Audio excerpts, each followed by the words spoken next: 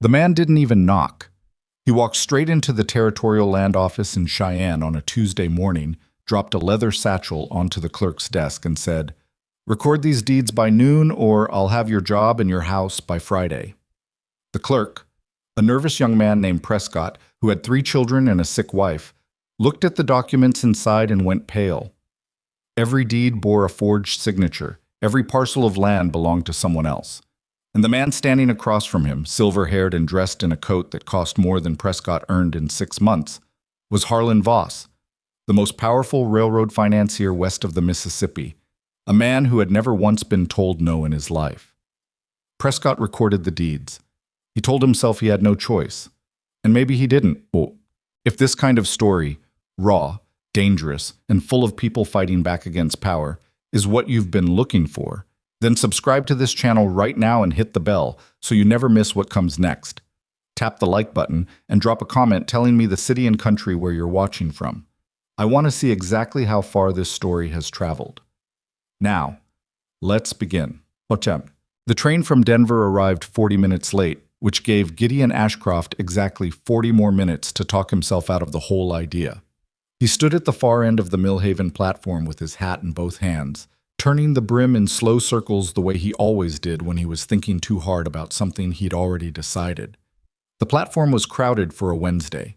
A few ranch hands waiting on supply freight, the station master arguing with a telegraph boy, 2 older women sitting on a bench with their luggage stacked around them like a fortress. Nobody paid Gideon much attention, which was fine by him. He wasn't in the mood for conversation. He was 34 years old.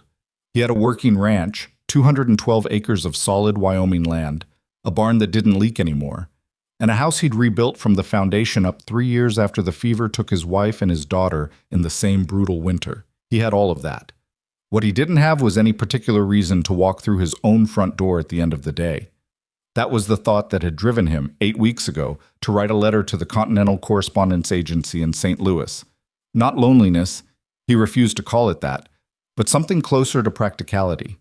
A man needed someone to share the work with, someone to talk to across the supper table, someone who understood that life on the frontier was not a romantic proposition, but a daily negotiation with cold and wind and the real possibility of loss.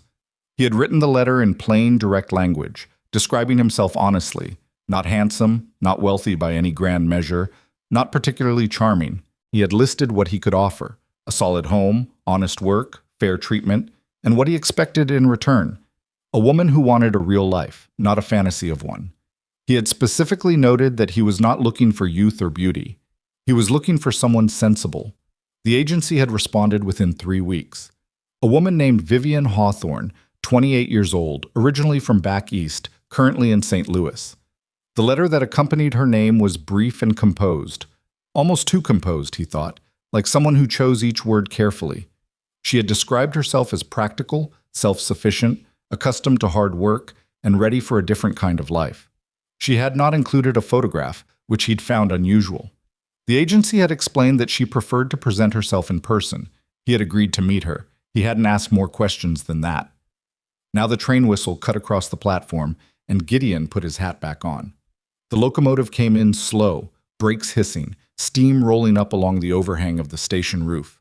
The crowd on the platform shifted, people moving toward the doors. Gideon stayed where he was, near the back, watching.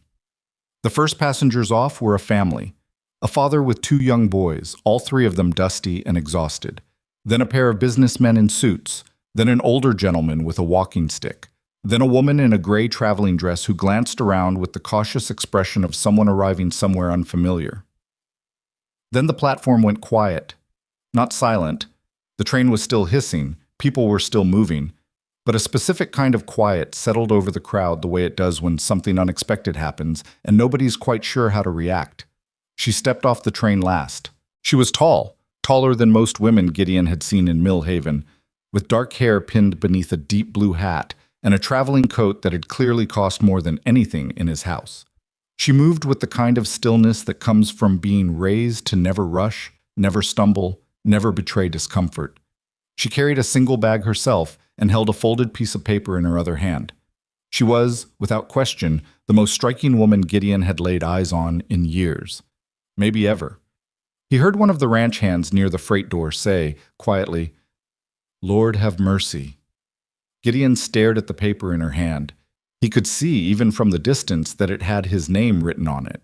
His first thought was, "There's been a mistake." His second thought was, "Don't stand there with your mouth open." He walked toward her. She saw him coming before he reached her. Her eyes moved to him the way a person's eyes move to the only face in a crowd they've been told to look for. She didn't smile, exactly. She assessed. "Mr. Ashcroft," she said.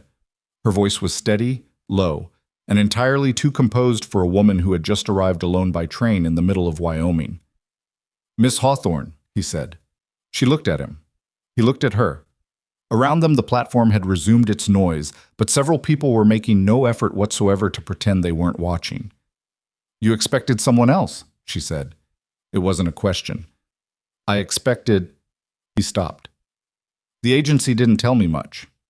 "They rarely do." She tucked the paper into her coat. "Would you prefer I get back on the train? It returns east in 40 minutes. I can make other arrangements." He looked at her for a moment. Something in her face, not the beauty, which was undeniable, but something behind it, some edge she was holding in tight, made him hesitate before answering. "That won't be necessary," he said finally. "I've got a wagon." "What?" The ride out to the Ashcroft Ranch took 2 hours along a road that was generous in calling itself a road. Gideon drove. Vivian sat beside him on the bench with her bag at her feet and her back straight and her eyes moving constantly. Not the eyes of a tourist taking in scenery, but the eyes of someone cataloging information. She looked at the ridge line to the north for a long time. She looked back twice along the road they'd come from. Gideon noticed. He didn't say anything.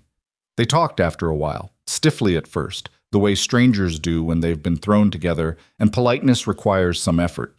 He told her about the ranch, the cattle, the seasons, how winter came early and stayed late, and what that meant for a working operation. She listened without interrupting, which he appreciated.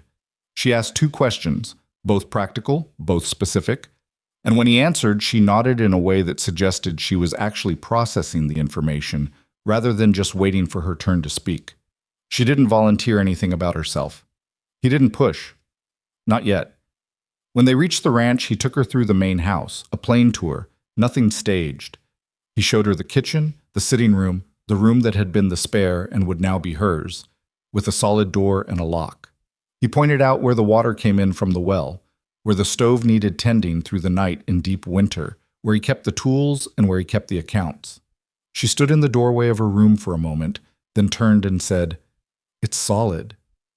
"I built most of it myself," he said. "I know, I can tell." She set her bag down and turned to face him fully. "Mr. Ashcroft, I want to be honest with you about something." He leaned against the door frame. "Go ahead. I've read your letter several times. What you described, the work, the life, the terms of the arrangement, that's what I want. Not the version of this that people in parlors imagine, the real version." She held his gaze without any particular softness in it, but not coldness either.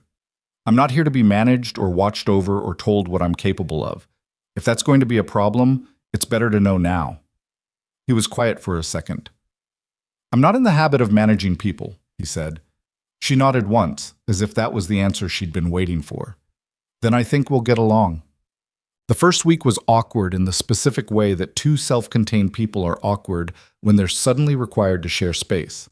Gideon's 2 ranch hands, an older man named Cobb Denner, who had worked for him for 6 years, and a younger one named Rafe, who barely spoke, watched the new arrival with a mix of curiosity and wariness. Cobb, characteristically, said what he thought. "She ain't what you described," he told Gideon on the second morning, filling a coffee cup in the barn. "I didn't describe her at all." "You said practical." "She is practical." Cobb squinted. "She's a lot of things. Practical might be somewhere in the list." He paused. "She fixed the hinge on the feed room door this morning, before breakfast." Gideon stopped. "What?" "Yep. Found the tools, found the screws, did the job. Didn't ask anyone." Cobb sipped his coffee. "She ain't here for a soft landing, that's for sure." By the end of the first week, Vivian had learned the rhythm of the ranch well enough to anticipate it. She didn't ask to be told what needed doing, she observed, and then she moved. She was in the kitchen before dawn and helped with evening chores without being asked. She was careful with the animals, not afraid of them, but not reckless either. And the horses, who were generally difficult with strangers, tolerated her in a way that Cobb remarked on more than once. What she didn't do was talk about herself. Gideon had learned in 6 years of living alone that there were different kinds of silence. There was the silence of someone with nothing to say, and the silence of someone who had chosen what not to say. He recognized the second kind. He'd practiced it long enough. She was hiding something. I didn't know what, and he didn't know how serious it was. And he told himself it wasn't his business. They hadn't married yet. The arrangement was still theoretical. She was staying in the spare room with the solid lock, and she had not given him any reason to distrust her, and a man who spent too much time interrogating every closed door in his house was going to drive himself to madness. He left it alone.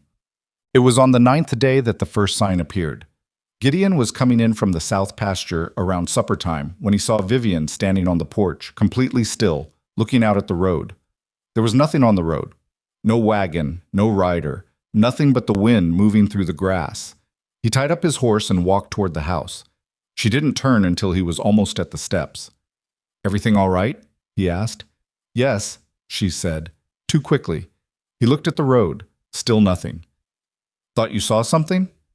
"Just watching the light change." She stepped back from the porch railing, and her expression had smoothed over into something careful and composed. "Supper's ready." That night, after she'd gone to her room, Gideon sat at the table for a long time with his coffee going cold. He was not a man given to overthinking, but something in the set of her shoulders on that porch, the alertness, the particular stillness of someone listening for hoofbeats, stayed with him. He went to bed and told himself he was imagining things. 2 nights later, he was not imagining things. He woke at 2 in the morning to the sound of movement in the house, not the random settling of timber, but deliberate, careful footsteps. He lay still for a moment, then reached for the rifle he kept propped at the head of his bed. He was in the hallway before his eyes had fully adjusted to the dark. The footsteps were Vivian's. She was at the front window, standing to one side of it. Not in front of it, to one side, which was what a person did when they didn't want to be seen from outside. And she was looking out at the yard. In her right hand was a revolver. Gideon stood very still in the hallway. She heard him anyway. She spun, the revolver coming up fast and professional, before she registered who it was and lowered it. They stared at each other in the dark. "I heard something," she said after a moment. "So did I," he said. "You." She let out a breath that was not quite a laugh. Her hand was steady. The revolver hung at her side without trembling, but her jaw was tight. He walked to the other window, looked out. The yard was empty. Cold moonlight on frozen mud, nothing moving. "There's no one out there," he said. "I know. I checked." She said it matter-of-factly, like checking the perimeter in the middle of the night was something she did regularly. He turned and looked at her. "You want to tell me what's going on?" "Not yet." The honesty of that, not no, not nothing's wrong, but not yet, stopped him cold. He stood there in the dark hallway of his own house and looked at this woman he'd known for 11 days, who was standing in his front room with a revolver, who'd been watching the horizon since the day she arrived, and he made a decision. "All right," he said, "not yet is fine." He went back to bed. He did not sleep particularly well. The rumors reached Mill Haven on a Friday. Gideon heard them from the feed merchant, a thin-lipped man named Greer, who gathered gossip the way other men gathered tools, not for any particular purpose, but because you never knew when something might be useful. "There's word coming down from up north," Greer said, keeping his voice low the way men do when they're enjoying themselves. "Some kind of fugitive situation. A woman who stole a considerable sum from a business concern back east, and maybe had a hand in killing a man in the process." He glanced at Gideon with the careful expression of someone watching a face for reaction. "The description of the woman is, well, it's interesting." Gideon loaded the grain sacks into his wagon bed without looking up. "Lots of women in the territories?" "Lots of women, sure. Dark-haired, tall, well-spoken, came in on the spring trains." Greer paused. "Might be nothing." "Might be," Gideon said. He drove home and thought about it for most of the 2 hours. He thought about the revolver. He thought about the way she watched the road. He thought about the things she hadn't said. He was not going to confront her with gossip. He knew enough about how lies spread through small settlements to know that a rumor from a feed merchant was no kind of truth, but he also knew that he needed to understand what he was dealing with. That evening, he set supper on the table himself. She'd been helping him cook by now, and they had a rough and unceremonious routine. And when they sat down, he said, without preamble, "There are people in town talking about a woman who came in on the spring trains, some kind of accusation involving theft and worse." She didn't drop her fork. She didn't go still. What she did was look at him with an expression that was entirely measured, entirely controlled, and entirely exhausted. "I know," she said. "Is it you they're talking about?" She was quiet for a moment. Then, "The description matches me. Whether the story matches me is a different question." "Then what does match you?" She looked down at her plate, then back up. "I'll tell you, but not tonight. And not until I trust that what I tell you won't be used to get me onto the first wagon heading back to whoever is looking for me." He put down his own fork. "You've been here 2 weeks. In that time, have I given you any reason to think I'd do that?" She held his gaze. "No." "Then what's the problem?" "The problem," she said very quietly, "is that the last person I trusted with the truth paid for it with his life." The table was very quiet. Outside, the Wyoming wind moved against the windows the way it always did in spring, restless, searching, going nowhere in particular. Gideon picked up his fork. "Take whatever time you need," he said. She didn't sleep well, and now he knew it. The sounds of her moving through the nights, checking the lock on her door, rising to look out the window, returning to bed, were things he'd begun to catalog the way a man catalogs weather signs when he knows a storm might be coming. Not with dread, with attention. Rafe, the younger ranch hand, noticed she was distracted on the third Saturday and said so, because Rafe had very little filter. "Something's got her sideways," he said to Cobb, in the barn, not quietly enough. Cobb shot him a look. "You keep that to yourself." "I'm just saying it." "I heard you. Keep it to yourself." Gideon said nothing, but he appreciated Cobb for it. What he hadn't expected was how quickly Vivian had become, not comfortable exactly, but integrated. The ranch had rhythms, and she had slipped into them with a competence that surprised everyone except, apparently, herself. She knew how to read cattle, not well, not with years of experience behind her, but she was a quick and honest learner, and she asked the kind of questions that told you she actually wanted to understand rather than appear to understand. She'd befriended the 2 workhorses by the end of the first week, which Cobb considered a reliable character test. She cooked without fanfare and ate without complaint. She kept her room meticulously ordered. She did not bring drama to the supper table or burden the household with moods. But she watched the road every single day, and then, 3 weeks in, the riders came. There were 4 of them, and they came in the early afternoon when the light was still good and long. Gideon saw them from the south pasture while he was working fence with Cobb, and felt something go cold in his chest the moment he saw how they were riding. Not like men headed somewhere, but like men who'd arrived. He was at the yard gate by the time they reached it. Their leader was a man in a gray coat with a badge Gideon didn't recognize. Not a county sheriff's star, something federal-looking but wrong in a way he couldn't immediately identify. He had the face of a man accustomed to being believed regardless of what he said. "Ashcroft?" the man said. "That's right. Deputy Marshal's office out of Casper. We're looking for a woman named Vivian Hawthorne. We have information she may be on your property." Behind Gideon, he heard the front door of the house open and then quietly close. "What's the charge?" Gideon said. The gray-coated man reached into his coat and produced a paper. "Theft of funds in excess of $12,000, conspiracy to commit fraud, and accessory to murder." He let each one land with deliberate weight. "This is a warrant, Mr. Ashcroft, signed by a territorial judge." Gideon did not take the paper. He looked at the man's face, then at the 3 men behind him, then at the paper, then back at the man's face. "That warrant signed by a federal judge or a territorial one?" he said. The man's expression shifted, barely, just a tightening around the eyes. "I told you, territorial." "Territorial judge's authority in federal matters is a complicated question," Gideon said. He had no legal training. He was making this up from whole cloth, but he said it calmly enough that the men on horseback couldn't tell. "I'd want to consult with a lawyer before I hand over anyone from my property on the strength of a territorial warrant in a federal charge."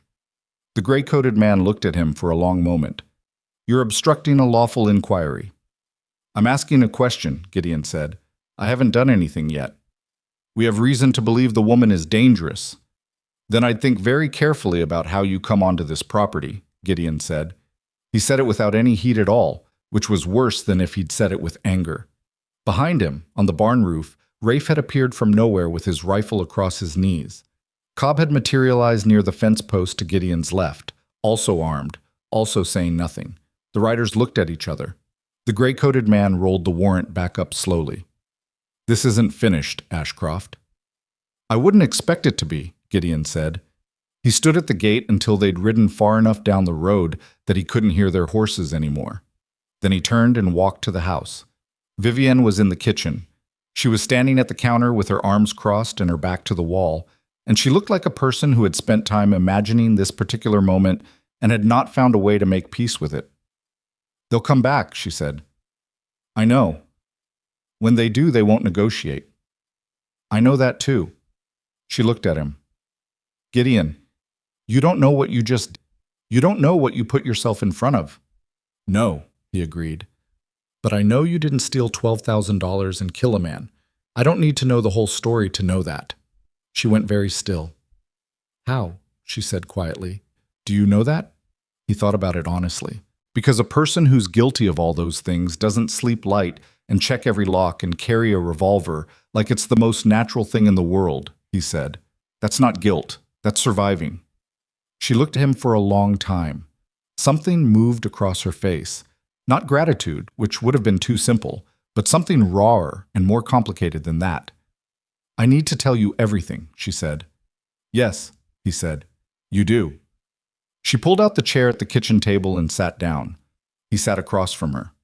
Outside, the Wyoming wind was building again, the way it always did before evening, restless and cold and indifferent to whatever was happening inside.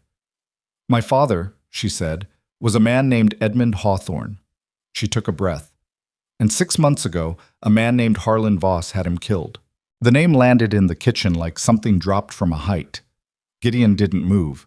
He kept his hands flat on the table and his face still, because a man who reacted to every piece of information before he understood it was a man who made bad decisions, and he had made enough of those in his life to know the difference between a moment that required a response and a moment that required silence. Vivienne was looking at the table. Her hands were folded in front of her, not in prayer, not in distress, but in the careful way of a person who needs to organize themselves before they speak. "Edmund Hawthorne," she said again, as if hearing the name out loud helped her remember who she was before all of it. "He was a railroad financier, not the biggest name in the business, but respected, careful.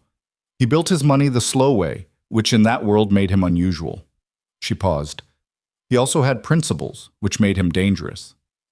"Dangerous how?" Gideon said. He started looking into land acquisition patterns along the Northern Pacific expansion routes. He wasn't an investigator. He was just a man who paid attention to numbers, and the numbers he was seeing didn't add up. She glanced up at him briefly, then back at the table. Land being filed on by shell companies before the railroad announced routes. Deeds recorded in names of men who didn't exist. Thousands of acres changing hands for a fraction of their value before anyone else knew the railroad was coming through. She let out a slow breath. He kept records. He kept everything.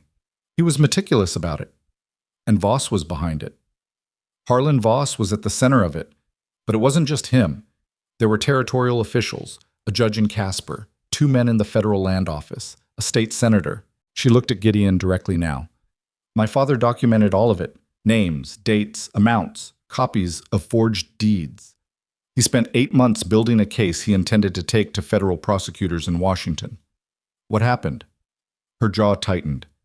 "He told someone he trusted, a business partner he'd known for 20 years, and that man—" She stopped, started again. "That man told Voss." The kitchen was quiet. The stove ticked with cooling metal. "My father was found in his office in Denver 6 months ago," she said. "The official determination was that he suffered a seizure. He was 61. He worked long hours. On the surface, it wasn't implausible." Her voice was flat in the way that voices go flat when the emotion underneath is too large to let out in a kitchen. "I was the one who found him, and I knew immediately that it wasn't a seizure because his office had been gone through. Carefully, but not carefully enough. His files were disturbed. His personal safe was empty. Someone had been there before the body was discovered, and whatever my father had been building, whatever case he was assembling, they took it. But not all of it, Gideon said. She looked at him. You said he was meticulous, he said. A meticulous man with 8 months of evidence and people he'd already learned not to trust entirely. That man doesn't keep everything in one place. Something crossed her face. Not quite a smile. The ghost of one. He kept a second set, she said. Hidden. In a place he'd told me about 2 weeks before he died, when he was...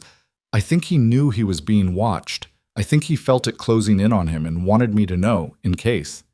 She swallowed. He described it as insurance. I didn't understand at the time what he was insuring against. Where is it? Safe, she said. Not on this property, before you worry about that. Somewhere no one would think to look. He nodded, absorbing that. And after he died, Voss came for you. Voss's people came for me. 2 men arrived at my home in Denver 3 days after the funeral with a story about financial irregularities in my father's estate, implying he'd committed fraud before his death, implying I might be implicated. The flatness in her voice cracked slightly. It was a message. They were telling me, we know what your father found, we know you exist, and this is what happens to people who cause problems. She paused. The following week they had me framed. The story about the stolen money and the murdered businessman was... That businessman was one of my father's associates who also knew too much. He actually was murdered. They killed him, and they put my name to it. Gideon was quiet for a long moment. How did you get out of Denver?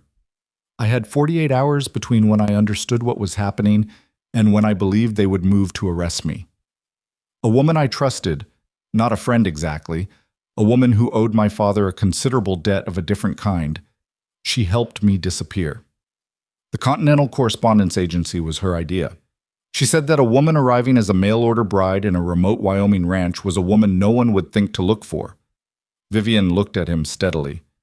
She was right about the logic. I'm not sure she accounted for everything else. Like what? Like the fact that the man I was corresponding with would turn out to be someone who... She stopped, chose her words with visible care. Someone whose instinct when 4 armed men rode onto his property was to stand in front of them instead of step aside. Gideon didn't say anything to that. He looked at the table. I owe you an apology, she said. You wrote that letter for a specific kind of arrangement, simple and clear. I came here under false pretenses, and I put you in danger without your knowledge or consent. That's not... She stopped again. That's not something I can make right by explaining it. I just want you to know I'm aware of it. He was quiet for a moment. Were you aware of it when you got on the train? He asked. Not accusatory, genuine. She held his gaze. Yes. And you came anyway. I had nowhere else to go, she said.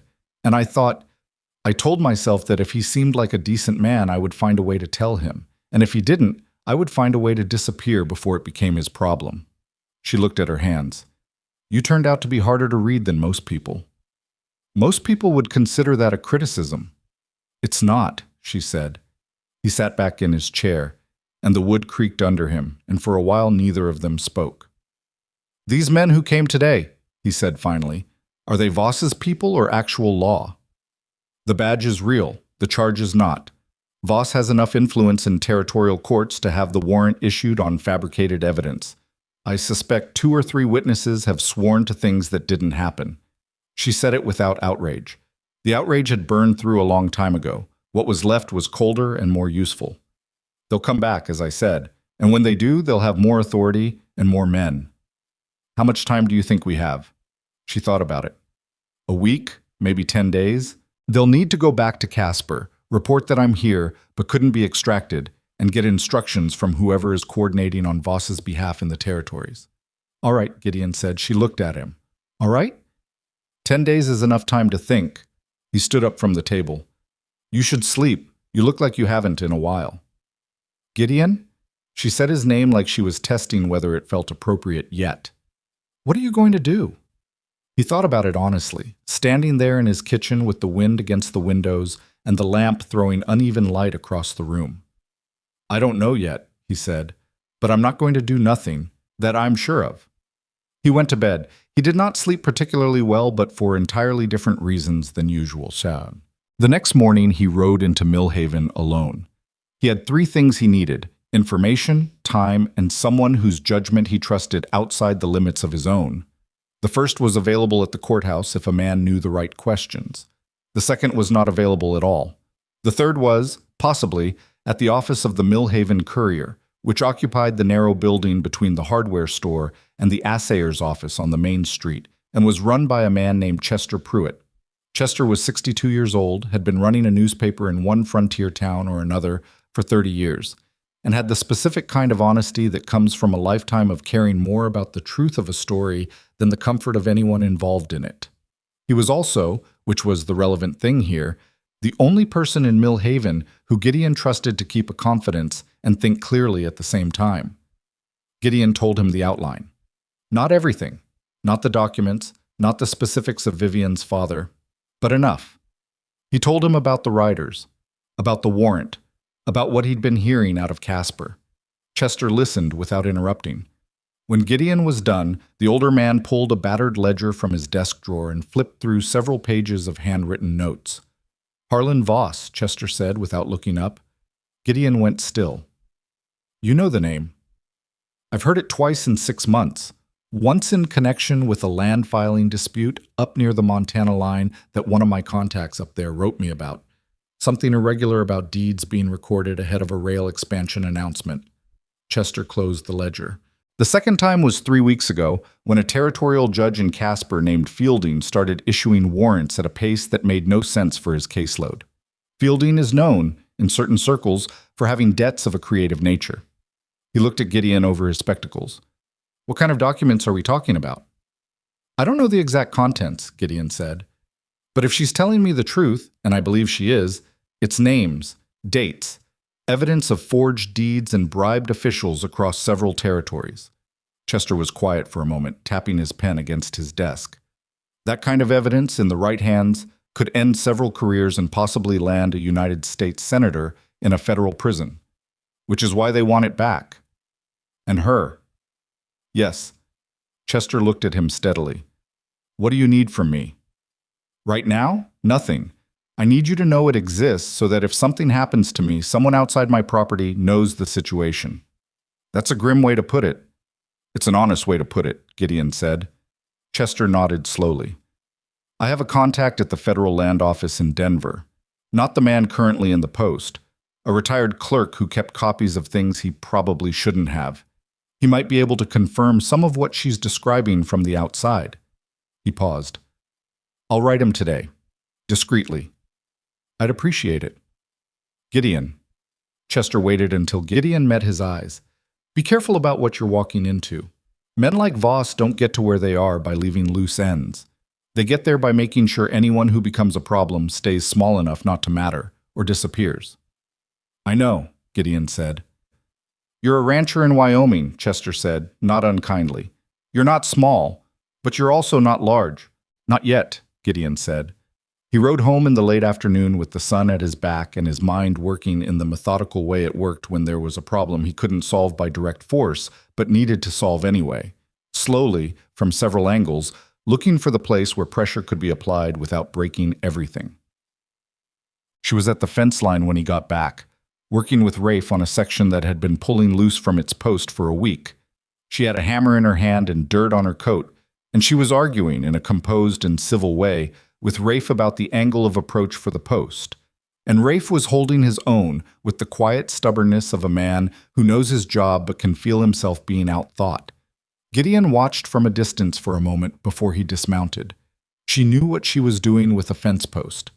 He was not sure where a woman raised in a Denver financier's house had learned to work a fence, but she'd clearly learned it from someone who knew. He unsaddled his horse, put it up, and found her later at the water trough washing her hands. You went to town, she said. Not an accusation, an observation. Yes. Did you tell anyone? I told one person I trust. He may be useful. He waited a beat. His name is Chester Pruitt. He runs the paper. She looked up at him. A newspaper man. A careful one. He already knew Voss's name from something separate. which confirms part of what you told me, in case you were wondering whether I was still deciding whether to believe you." She dried her hands on her coat. "I wasn't wondering. You don't strike me as someone who stands in front of 4 armed men for a woman he thinks might be lying. I might have just been stubborn." "It's possible," she said. "But I don't think so." They walked back toward the house together in the way they'd begun to walk. Not close, not distant, just alongside each other, which was its own particular kind of comfort. "I've been thinking," she said. "About what?" "About the documents. About how long I can reasonably leave them where they are before something happens to them or to the person holding them." She was quiet for a moment. "There's a woman in Laramie who helped me. She has them. She agreed to keep them, but she's not—" She paused. "She's not equipped for what happens if Voss figures out where they are." "Do you think he will?" "Not yet. But the men who came here will report back, and when Voss knows I'm in Wyoming, the search will widen." She looked at him. "I may need to move the documents before that happens." "How far is Laramie?" "A hard day's ride, maybe a day and a half in bad weather." "When do you think you'd need to go?" She thought about it. "Within the week." He nodded. "Then within the week we'll go." She stopped walking. He stopped too and turned to look at her. "You don't have to come," she said. "I know." "Gideon, these men are—" "I know what they are," he said. "I've been thinking about this since last night. I'm not going with you because I feel obligated or because I haven't thought through the risks. I'm going because you can't do this alone, and the people around you who could have helped are either dead or gone." He said it plainly, without drama. "That's the situation. I'm the option you have." She looked at him for a long moment with an expression he still hadn't learned to fully read. The complicated, controlled things she did with her face when she was processing something that mattered more than she wanted to let on. "You're a very strange man," she said finally. "People keep telling me that," he said. 2 days later, Cobb pulled Gideon aside at the barn before the morning work and said, with no preamble at all, "There's been a rider."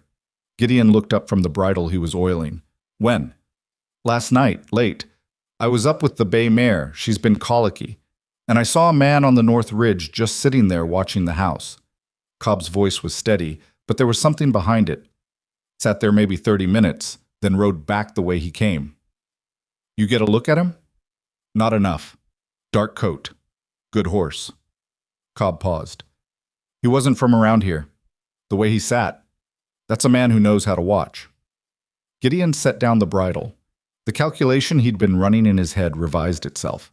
10 days had been optimistic. They were already running shorter than that. "Don't say anything to Rafe yet," Gideon said. "I need to think." "Rafe already knows," Cobb said. "He saw the same rider from the bunkhouse window. Didn't wake anyone because he thought he was imagining things, then decided he wasn't." Cobb looked at Gideon steadily. "We're not going to pretend we don't know what's happening, boss. Whatever trouble she brought here, we're already in it." Gideon looked at the older man. Cobb had a deeply lined face and the particular quality of stillness that comes from years of working land that doesn't care about your opinions. "You want to leave?" Gideon said. Not challenging, honest. Cobb thought about it for exactly 2 seconds. "No," he said, "but I want to know the plan." "I'm still working on it." "Then work faster. Go on." He told Vivian about the rider that evening. She absorbed it without visible panic, which he'd come to expect, but there was a tightening around her eyes that told him she was recalculating the same way he was. "We need to move," she said. "Not a week. 3 days." "Agreed." "I also need to tell you something I should have told you earlier." She said it with the particular tone of someone who has been deciding whether to say a thing and has finally come down on a side. "The documents in Laramie, they're not the only thing I took out of Denver." He waited. "My father had a contact, a man he trusted more than anyone else except me, a retired territorial judge named Harwick, Oliver Harwick. He was on the bench in Denver for 20 years before he retired to a property near Wheatland." She held Gideon's gaze. "He doesn't know I'm in Wyoming, but if Harwick could see what my father assembled, the full record of what Voss did, he has enough credibility with federal prosecutors to give it weight that it won't have coming from me alone." "A judge who's already retired," Gideon said slowly. "No active jurisdiction, no one to threaten or pressure through the courts. Someone who already made his career and doesn't need Voss's goodwill for anything." She nodded. "My father trusted him." I met him once, when I was young. He's the kind of man who decided a long time ago what he was willing to live with. Gideon turned this over. Wheatland is between here and Laramie. Yes. So we could do both in the same trip. If Harwick is willing to be involved, I don't know that he is. She paused. I don't know if he even knows my father is dead. Only one way to find out. She was quiet for a moment. You keep doing that, she said. Doing what? Treating the difficult thing like it's simply the next step, like it doesn't require. She stopped. Most people, when they understand what's actually in front of them, find a reason to step back. Most people don't have a ranch hand on a ridge watching their property at midnight, he said. The stepping back option closed sometime yesterday. She looked at him, that complicated, controlled look, and this time he thought he understood a little more of what was in it. She was not a woman who trusted easily. The trust she gave was earned in small increments, practical and measured. And what he was watching happen across her face was the cautious mathematics of someone who had been burned badly enough to be afraid of warmth. All right, she said. 3 days? 3 days, he agreed. He stood up from the table and picked up his coffee cup and said, without quite meeting her eyes, we should probably also talk about the other thing. She looked at him. What other thing? The arrangement, he said. The original reason you came. He set the cup in the basin. If you're going to be on this property, traveling with me, putting yourself in my protection in the eyes of anyone who might ask. And if we're going to Laramie and Wheatland together, people are going to ask. The conversation about what exactly we are to each other is one we should have. The kitchen was very quiet. You're saying we should marry, she said. The flatness was back in her voice, but this time he could hear something underneath it. Not objection exactly, but a careful waiting. I'm saying it might be practical, he said. It would change your legal standing. A wife isn't extradited the same way a fugitive is. The laws around it are complicated enough that it would slow them down even if it didn't stop them entirely. He turned to look at her. I'm not saying it to complicate things. I'm saying it because it's the most defensible position you can be in if this gets to a courthouse. She was quiet for a long moment. And you? She said. What does it give you? He thought about that honestly. The right to stand in front of those men when they come back, he said, without it looking like stubbornness. Something in her face shifted, that ghost of a smile, closer to the surface than it had been before. That might be the least romantic argument for marriage I've ever heard, she said. I'm not a romantic man, he said. No, she said. You're not. She looked at the table, then at him. All right. All right? Yes. She said it the way she said most things, directly, without ornamentation. On one condition, which is that when this is over, if it ends in a way that gives us both a choice, we get to decide again whether to stay in it, not because of what it was useful for, but because of what it actually is. He considered that. That's fair, he said. Good. She stood up. I'll need to write a letter to the woman in Laramie to expect us. I'll ride to town with it tomorrow. She nodded and moved toward the hallway. At the doorway, she stopped, with her back to him. Gideon, she said. Yeah. Thank you. She said it quietly, without turning. Not just for today. For all of it. He didn't say anything to that. There wasn't much to say. He listened to her footsteps go down the hall and the quiet sound of her door closing, and he stood in his kitchen for a while with the lamp burning low and the night wind working at the window panes. He was, he thought, further from the life he'd been living 3 weeks ago than any amount of distance could explain.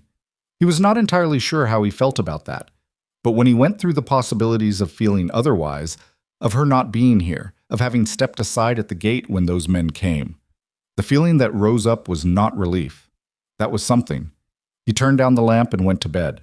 They married on a Tuesday morning with Cobb and Rafe as witnesses, and a circuit preacher who happened to be passing through Mill Haven on his way south, and who asked no unnecessary questions because Chester Pruitt, who had arranged his presence, had privately explained that unnecessary questions would not be appreciated. The ceremony took 11 minutes. Vivienne wore the same dark blue coat she'd arrived in because it was the best thing she owned that was clean. Gideon wore his good shirt, which Cobb had silently pressed and left on the end of his bed the night before without comment. They stood in front of the preacher in the front room of the ranch house, and said the words required of them, and neither of them made it into anything more than it was, which was exactly what both of them needed it to be. When it was done, Cobb shook Gideon's hand with a grip that said more than he would have put into words, then turned and gave Vivian a short, serious nod that she returned with equal seriousness. Rafe stood in the corner and looked at the floor because he was 23 years old and didn't know what his face was doing. Chester stayed for coffee and then left with a promise to keep writing to his contact in Denver and to watch what came through the telegraph lines from Casper. By noon, they were packing for the ride to Wheatland.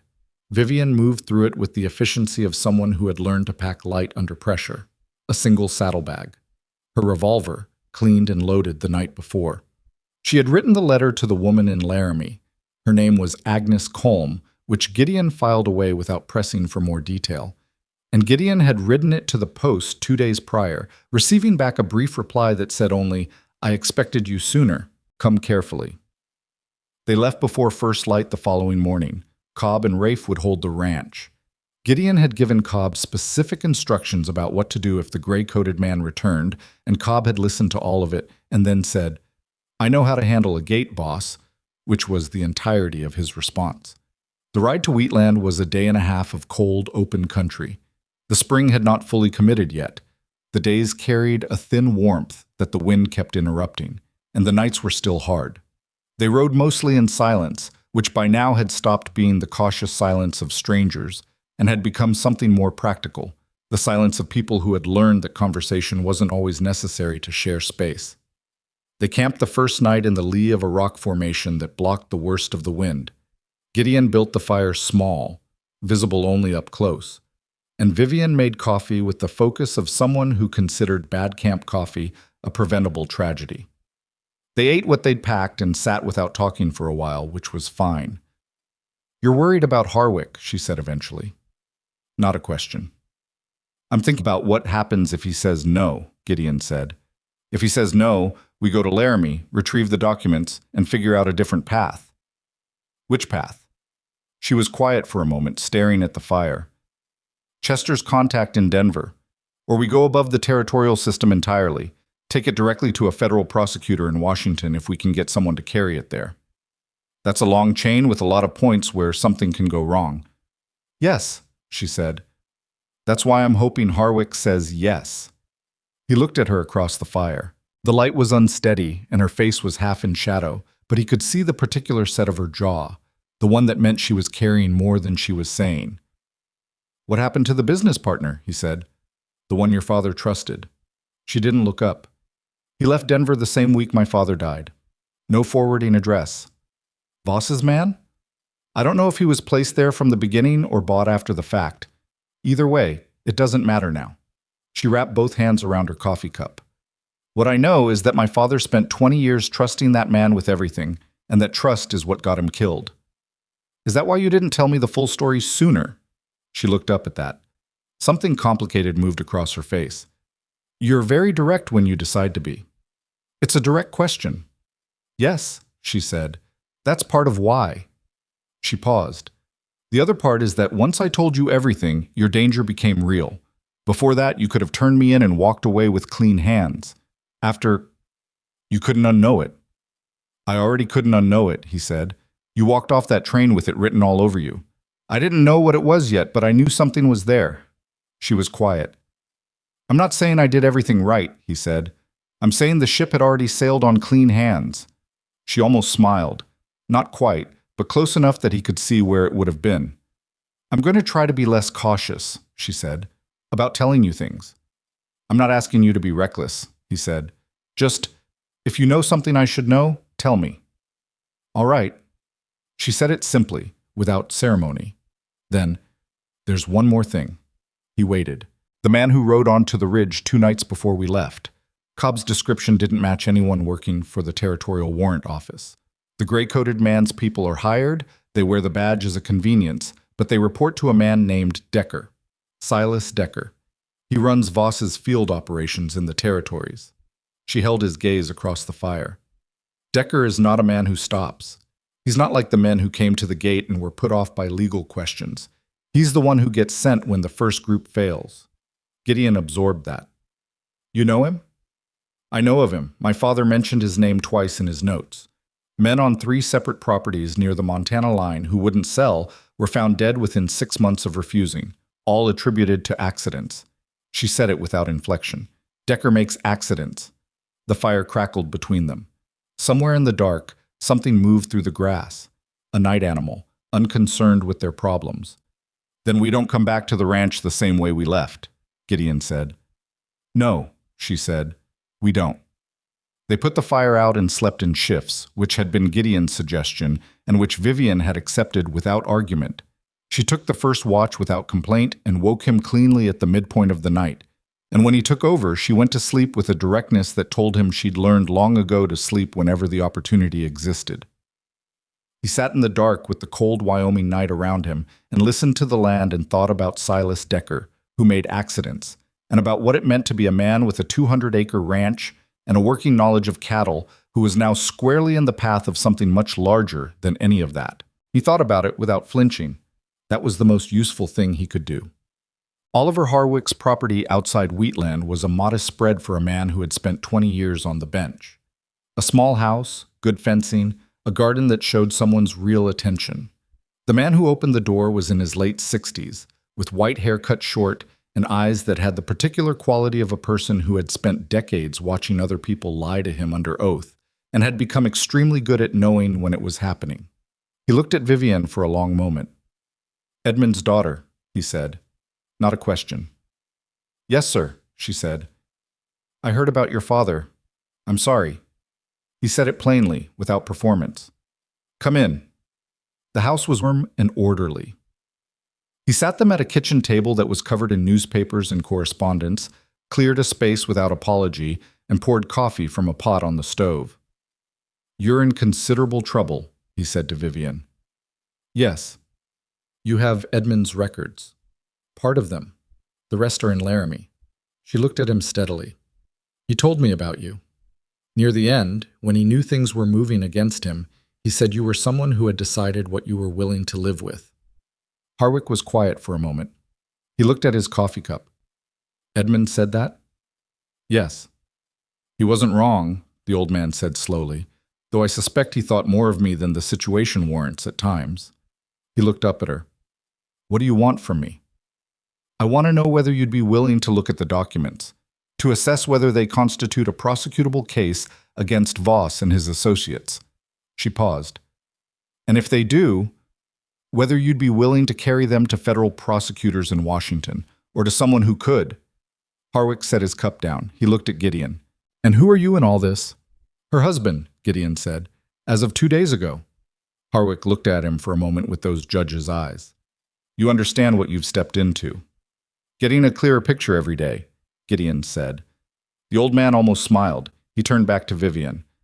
"The problem isn't whether the documents constitute a case. Knowing Edmund, they almost certainly do. The problem is that Voss's reach into the territorial system is deep enough that moving those documents through normal channels is the same as handing them to him." He thought for a moment. "There's a federal prosecutor in Denver, a man named Albright, who was appointed directly from Washington and who Voss has not had time to compromise yet. He's new enough to the post that the relationship hasn't been built." He looked at Vivian. "If the documents go to Albright directly, not through the territorial system, not through anyone with existing ties to the land office here, there's a chance." "A chance," she said. "In law, that's often the most anyone can offer." He paused. "I can write a letter of introduction that will get you past Albright's front door. My name still carries some weight in federal circles, even in retirement." He leaned back in his chair.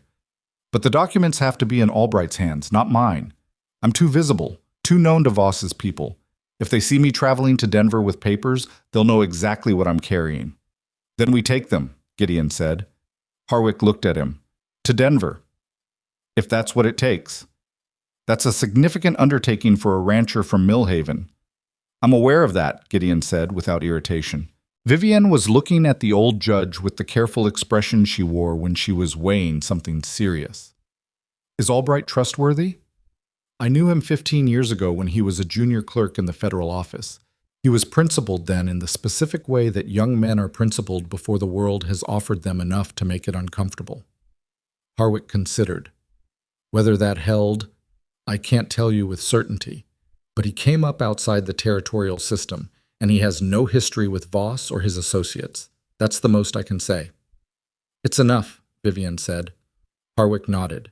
He stood from the table with the measured care of a man whose joints had opinions. I'll write the letter today. You'll stay the night and take it in the morning. We shouldn't stay long, Gideon said. We were likely followed out of Mill Haven. The old judge looked at him sharply. How far back? I'm not certain. A rider spotted our direction yesterday morning. We came the long way around, but I can't guarantee we lost him.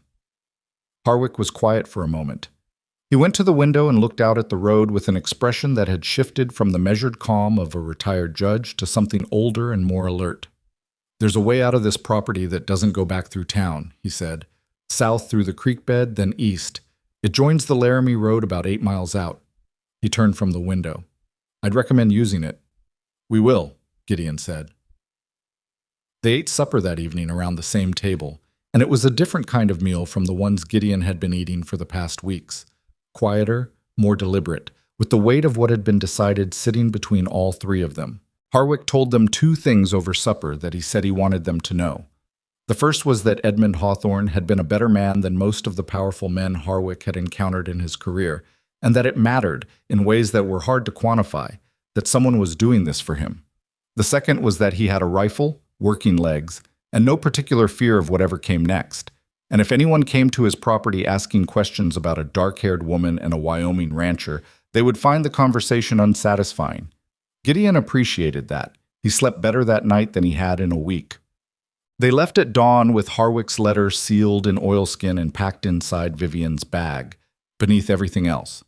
The south route through the creek bed was slower and rougher but entirely out of sight of the main road, and they rode it in silence with their eyes moving through the landscape the way eyes move when they are not sightseeing. It was Vivian who spotted the rider first. She said nothing. She just brought her horse slightly left and let the pace slow fractionally, the kind of adjustment that looks natural to someone watching from a distance and means nothing unless you're paying close attention to the person making it. Gideon read it and followed her lead. Ridge to the east, she said very quietly. Single rider. He's pacing us. He didn't turn to look. How long? Since we left the creek bed. He thought about the terrain ahead. The Laramie Road was still 4 miles out. Between here and there was a stretch of open grass with minimal cover, a bad place to have a confrontation with limited options. There's a dry wash about a mile ahead, he said, equally quiet, deep enough to break the sight line. Then we moved to it. Without looking like we're moving to it, naturally. They kept the same pace for another 1/4 mile, then let the horses move into an easy lope that looked like ordinary trail riding and covered ground faster than it appeared to. The rider on the ridge moved with them, keeping the same distance, which confirmed he was following and not simply traveling the same direction. The dry wash opened up ahead, a cut in the earth about 15 feet deep, carved by winter runoff, with enough brush along its edges to provide cover on both sides. They dropped into it and immediately pulled the horses up and off the trail, into the brush. He'll come to check, Vivian said. Yes. Gideon had his rifle out. If he's alone. If he's not alone, we'll know in the next few minutes. They waited. The silence of the wash was different from the silence of open country. Tighter, more enclosed, amplifying small sounds. The horses were still, which was something. A horse that's been ridden hard enough to trust its rider will stay still when asked if the rider's body is calm. And Gideon had spent enough years on horseback to know how to make his body calm, regardless of what his mind was doing. The rider appeared at the lip of the wash 3 minutes later. He was young, younger than Gideon had expected, maybe 25, with a dark coat and the blank professional expression of someone who had been paid to do a specific job and was focused on the job. He had a rifle across his saddle, and he was looking down into the wash with the cautious attention of someone who had already decided that the people he was following were not going to cooperate. Looking for someone? Gideon said. The young man startled. His horse shied, and his hand went for the rifle before he caught himself and registered that Gideon's rifle was already up and pointed at a location that made the calculation very straightforward. Easy, Gideon said. The young man went still. His horse settled. Who sent you? Gideon said. The young man said nothing. His jaw was set in the particular way of someone who has been told what to do and what not to do, and not talking was clearly on the list. "I'm going to tell you something," Gideon said, "and I'd like you to listen carefully, because I'm only going to say it once." He kept his voice even. "Whatever you've been paid to do, follow us, report back, or anything beyond that, isn't worth it from where you're sitting right now. You're 20 years old and I've got a rifle on you and my wife has one on your left flank." He waited a beat. "I don't want to hurt you. I'd like you to turn your horse around, ride back the way you came, and tell whoever hired you that you lost our trail. That's all." The young man's eyes moved to the left. Vivian was there, in the brush, with the revolver visible. Something shifted in his face. The professional blankness softened into something younger and more honest. "I lost the trail," he said. "Good," Gideon said. "Keep it lost." The young man turned his horse and rode back up the ridge without looking back. They watched him go until he'd cleared the skyline and disappeared. Vivian came out of the brush and stood beside her horse and looked at the empty ridge for a moment. "He was young," she said. "Yes. Decker is using young men as outriders, people who can be replaced. Which means Decker himself is still behind us," Gideon said. She looked at him. "We need to get to Laramie faster than we planned." "Agreed." He put the rifle back across his saddle. "Let's go." They came out of the wash on the far side and pushed the horses harder than was comfortable for the next hour, eating up the miles between themselves and the Laramie Road with a focus that left no room for anything except the movement. Agnes Colm lived on the east side of Laramie in a narrow house on a side street that looked unremarkable by design. She was a woman in her 50s, solidly built, with the careful manner of someone who had spent years knowing things that were better not known and had learned to carry that weight without showing it. She opened the door before they knocked, which told Gideon she'd been watching the street. "You brought company," she said to Vivian, with her eyes on Gideon. "My husband," Vivian said. Agnes looked at him for a moment with the same assessing quality that Harwick had, but sharper, more personal. "You know what she's carrying," Agnes said to him. Not a question. "Yes," he said, "and you're still here." "Obviously," he said. Agnes stepped back from the door. "Come in." The documents were in a tin box inside a false floor beneath Agnes's kitchen pantry, a hiding place that was not sophisticated but was effective in the way that simple things are sometimes effective, because it required knowing to look for it. Agnes lifted the boards herself, extracted the box, set it on the kitchen table. Vivian's hands were not completely steady when she opened it. Gideon watched her face as she went through the first few pages, the photographs of documents her father had assembled, the hand-copied deed records, the correspondence between men whose names he now recognized from Vivian's descriptions. Her face did the careful, controlled thing it did when emotion was present but not permitted. She touched one page with her fingertips in a way that was entirely unself-conscious, the way you touch something that belongs to someone who is gone. "It's all here," she said, quietly. "I told you I didn't touch it." Vivian looked up. "Thank you." Agnes sat down across from them. "There are men in town," she said. "Arrived yesterday, 2 of them. They've been asking questions at the hotel and the livery." Gideon and Vivian looked at each other. "Deckers," Vivian said. "I assume so. I don't know that name, but they don't look like men passing through on their own business." Agnes kept her voice steady.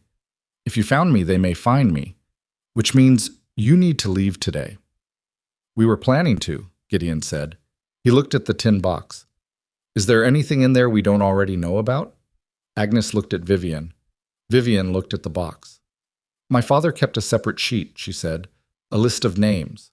Officials on Voss's payroll in the territorial government. I've never seen it directly. He described it but kept it apart from the main record." She went through the box carefully and found it near the bottom. A single folded sheet in her father's precise handwriting, 2 columns of names with amounts beside each, covering territorial officials, a federal land office clerk, and a name at the bottom that made Vivian's breath stop for just a moment. She looked up. Her face had changed. "What is it?" Gideon said. She turned the page and set it on the table in front of him, her finger pointing to the last name on the list. He looked at it. The name was Judge A. Fielding, Casper, Wyoming Territory. The same judge who had signed the warrant for Vivian's arrest. The same Judge Chester Pruitt had mentioned by name 3 weeks ago as a man known for debts of a creative nature. He's on the payroll, Vivian said. Her voice was very quiet. My father documented it, which means the warrant against me was signed by a man who was paid by the person who had my father killed. The kitchen was absolutely still. Agnes was looking at the page with the expression of someone who has understood something and wishes she hadn't. If that page goes to Albright, Gideon said slowly, along with everything else, the warrant collapses, Vivian said. The entire legal mechanism they've been using to chase me collapses, because the judge who authorized it is documented as a corrupt instrument of the man who manufactured the charge. She was working through it as she spoke, the way she did when the mathematics of a situation was becoming clear. It doesn't end Voss, but it ends the legal cover, which means any further action against me becomes openly criminal instead of dressed as law enforcement. Which Voss cannot afford, Agnes said. No, Vivian said. He cannot. She folded the page carefully and put it back into the tin box. She closed the lid. Gideon was watching her face, the shift happening across it, the way a landscape looks different when the weather changes direction. She had come into this with documents that proved a conspiracy and made a case that would need to be built and argued in federal court over months or years. What she now had was a shorter, harder lever. We leave in an hour, he said. Yes, she said. Agnes stood and began moving around her kitchen with the efficiency of someone who had decided that being useful was the appropriate response to a difficult situation. She produced a heavier oilskin wrapping for the tin box, a better strap for Vivian's bag, and a wrapped parcel of food without being asked. At the door, she took Vivian's hands in both of hers and held them for a moment. Your father was a good man, she said. He helped me when it wasn't convenient for him to do so. I'm glad I could return it. Vivian nodded. She didn't trust her voice enough to speak. They rode out the back way, through a lane Agnes directed them to, which came out on the far side of town well away from the hotel and the livery. The afternoon light was going long and flat, throwing shadows across the road that stretched ahead of them toward the north and the eventual turn back toward Mill Haven.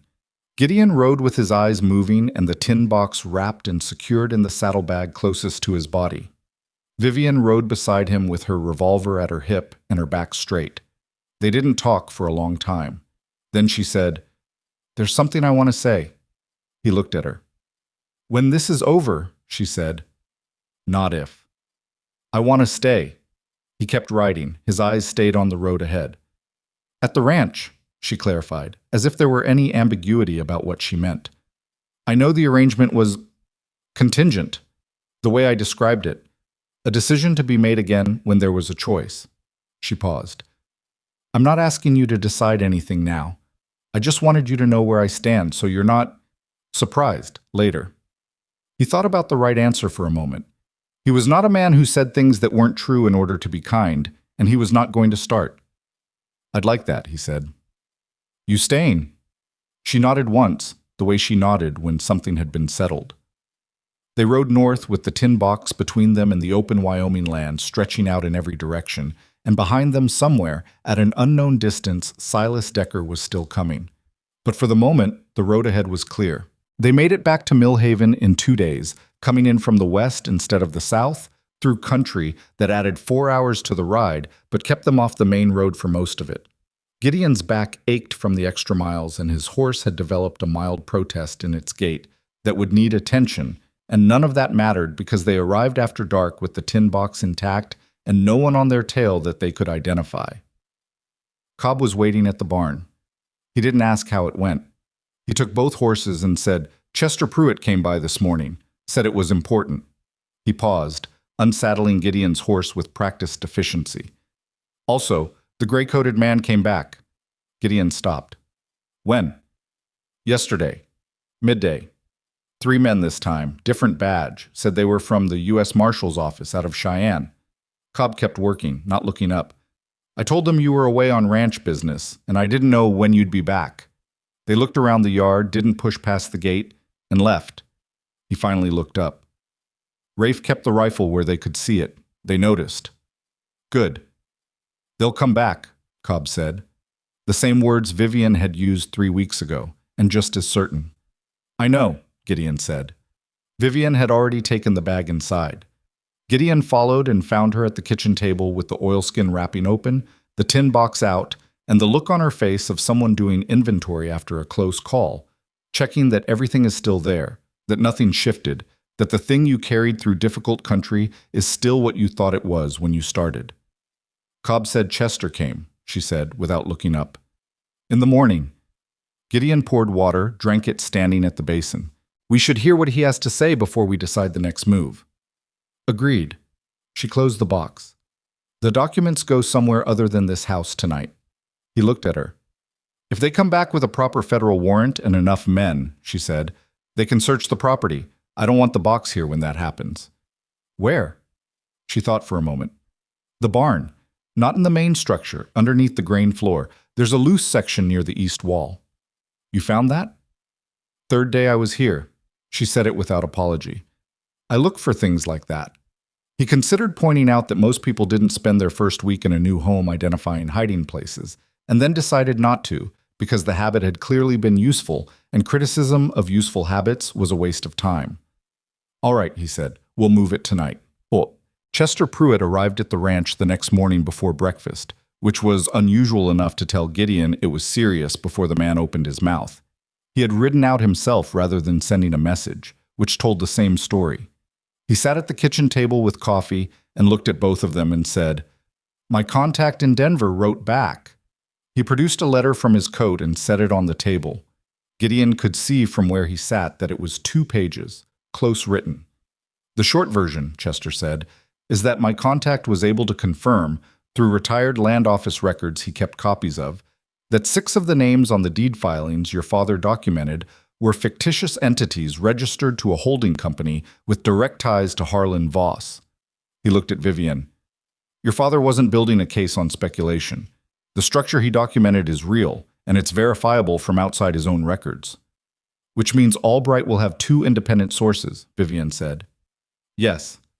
Which matters enormously when you're asking a federal prosecutor to move against someone of Voss's standing. Chester folded his hands on the table. There's more. My contact also said that a man named Albright in the Denver federal office received a visitor 2 weeks ago, a representative of a large railroad concern who came with, as my contact put it, a proposal of mutual interest. My contact doesn't know the specifics, but the timing is not coincidental. They're already trying to compromise Albright, Gideon said, or assess whether he can be. Chester looked at him steadily. Which means the window for reaching him cleanly is closing. Vivian was very still. How fast? Fast enough that waiting another week is probably too long. Chester picked up his coffee. I took the liberty of drafting a letter of introduction myself. My name carries some weight with the territorial press community, and Albright is new enough to the post to value press relationships. He looked at Vivian. Combined with Harwick's letter, you'd have 2 introductions. It's not a guarantee, but it's a better door than walking in cold. Gideon looked at Vivian. She was doing the calculation he'd watched her do a dozen times over the past weeks, running variables, weighing risks, arriving at a number she could work with. Denver, she said finally. We have to go to Denver. That's further than Laramie, Chester said, watching her. And they'll be watching the main routes. I know. She looked at Gideon. What do you think? He appreciated that she asked. 3 weeks ago she wouldn't have. I think we go, he said. I think we go before they come back with the federal warrant, because once they serve that, we're defending instead of moving, and defending is how you lose the kind of fight where you're outgunned. Chester nodded slowly. There's one other thing. He hesitated, which was not something Chester Pruitt did often enough to mean nothing. The man named Decker, the one you described to me. I made some inquiries through some contacts in the territorial press up north. Silas Decker is not just a field operative. Chester looked at Vivian directly. He's been in Wyoming for 3 weeks. He arrived around the same time you did. He's not here to recover documents. He's here to make sure that whatever you know, you stop knowing it. The kitchen was very quiet. He's going to kill her, Gideon said. Said it flat. The way you say a thing when dressing it up would be dishonest. That's my assessment, Chester said. Yes. Vivian absorbed this without visible reaction. Then she said, Then we don't give him time to catch up. They left 2 mornings later. Not at dawn this time. Earlier, in the full dark before the sky had even begun to consider lightning, because Gideon had decided that predictable timing was a luxury they couldn't afford. Cobb and Rafe saw them off at the barn with the particular silence of men who understood the situation and had nothing useful to add to it. Cobb pressed Gideon's arm once, at the elbow, the way he had not done since the winter 3 years ago, when Gideon had lost everything and Cobb had shown up the next morning anyway and just started working. It said more than anything Cobb would have put into sentences. Rafe handed Vivian a folded cloth that turned out, when she opened it later, to contain 4 biscuits wrapped around bacon. She didn't have a ready response to that, which Gideon privately thought was the most genuinely moved he'd seen her in their entire acquaintance. They rode south before cutting east, adding miles deliberately to confuse any watcher on the road. The tin box was wrapped and secured and packed at the center of Vivian's bag, with other items around it in a way that would not reveal its shape on casual inspection. Harwick's letter and Chester's letter were in an oilskin packet in Gideon's inside coat pocket. They didn't talk much for the first hours. The dark before dawn had that particular quality of cold and silence that doesn't invite conversation, and both of them had learned by now to conserve energy for what the day would require. Around mid-morning, when the light had fully arrived and the country had opened up into the longer flats before the descent toward Colorado, Vivian said, "If something happens to me—" "Don't," Gideon said. "I need to say it. Nothing is going to happen to you." "You don't know that." She said it without rebuke. "And if it does, the box goes to Albright regardless. Not back to Millhaven, not into hiding somewhere. To Albright directly, even if you have to ride into the federal building and put it on his desk yourself." She looked at him. "Promise me that." He was quiet for a moment. The road moved under the horses. "I promise," he said, "and Harwick should be told so he can—" "Vivian." She stopped. "I'm not going to let something happen to you," he said. Not dramatically, the way people in stories say it. Just the way a man states a fact he has committed to. "But yes, if it does, the box goes to Albright. I've already decided that." She nodded. They rode on. An hour before they would have reached the Colorado line, they stopped at a creek to water the horses. And that was when Gideon saw the dust. It was behind them. Not close, maybe 2 miles, possibly more, but it was the kind of dust that 2 horses make on a dry road when they're moving at a sustained pace, and it had been behind them since at least the last ridge, which meant it was following, not coinciding. He didn't point. He was washing his face at the creek, and he said, without turning around, "2 riders. Behind us. The dust has been consistent for at least 40 minutes. Vivian was watering her horse downstream. She didn't look back either. "I saw it from the last ridge," she said. "I was going to tell you." "2 minds," he said. "What do you want to do?" He thought about the terrain. They were in a flat stretch now, which was the worst kind. Visible in every direction, no natural cover, no way to create distance without making it obvious they were trying to. Ahead, maybe 8 miles, the country started breaking up into rougher ground as it moved toward the Colorado border. "We need to reach the breaks," he said, "and we need to do it without pushing the horses hard enough to signal that we know they're there. They may already know we know. Maybe. But if we maintain the same pace, there's still a question of whether they've been spotted." He straightened up. "If we run, that question disappears." "And in the breaks?" He looked at the terrain ahead. "More options," he said. "In flat country, the advantage goes to numbers. In broken country, it goes to whoever knows what they're doing." She looked at him. "Do you know what you're doing?" "In broken country?" He mounted his horse. "Yes." They kept their pace. Gideon watched the dust in his peripheral vision without appearing to, checking its consistency every 15 minutes. It stayed the same distance. Not closing, which was interesting. A man who was trying to catch them would be closing. A man who was content to follow was either waiting for something or someone, or herding them toward a point. The thought arrived cold and specific. Decker might already be ahead. He said it to Vivian as they rode and watched her process it. "The young rider in the wash," she said slowly. "He reported back." "Yes." "So they know roughly what direction we were headed. If Decker is as good as described, he would have moved to cut off the most likely southern route, while keeping someone behind us to push us forward." She was working it through as she spoke. "Which means if we continue on this road, we ride into whatever he's set up," Gideon said. "Yes." "Then we don't take this road." He was already looking east. There's a ranch about 3 miles off. Man named Elias Webb. I've done business with him. He knows this country better than I do. Can he be trusted? I've known him 12 years. Yes. She looked at the flat country around them. Will cutting east change the dust situation? It'll confuse it. If they're following our road, leaving the road changes the calculation for them. He paused. It also gets us off the route Decker expects us to be on. She looked at him. Let's go, she said.